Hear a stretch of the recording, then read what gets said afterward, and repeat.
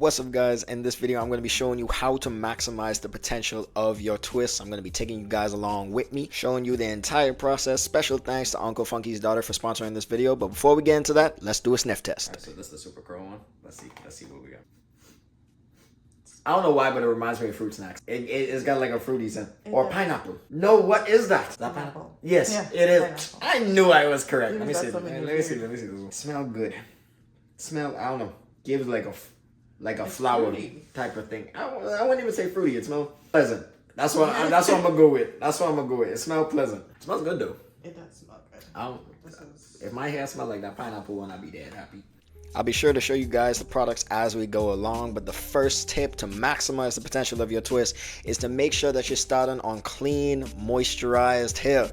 Do not be stepping in the British chair with dirty hair, got flakes in it and everything like that. That's just gonna ruin the style before it even starts. So make sure your hair is clean, moisturized, and also take the time to detangle it, brother.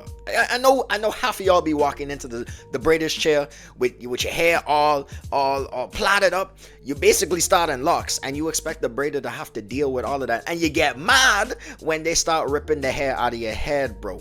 Take some precautionary measures, be proactive, and detangle your hair. It's going to make the whole process easier. Trust me. The next tip to maximize the potential of your twist style is to use products that actually work on your hair. You can't just be using any products that your braider brings because they may not react that well with your hair.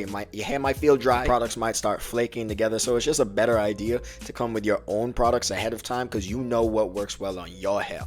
So the products I'm using in this video are from Uncle Funky's daughter. They're a black female owned business. You can find their products in Target, Walgreens, CVS, and Sally's Beauty, and I'm very satisfied with how they came out on my hair. There wasn't any flaking. My hair felt moisturized and soft. So do that extra research, find out what products you need to use in your hair first, and use those. If you want to try these products out for yourself, make sure to use code TAREK at checkout to get 15% off all online orders. Next tip to level up your twist is to make sure that your stylist starts off by braiding the root of your hair. You could see it here. She starts off with a braid and finishes it off with the twist. This is going to make sure that your roots don't look super puffy. It's going to add that extra tension. Some people like to use rubber bands. I prefer to have it braided. And the last tip to level up your twist is if you're going to be using heat, make sure to use a thermal protectant, okay?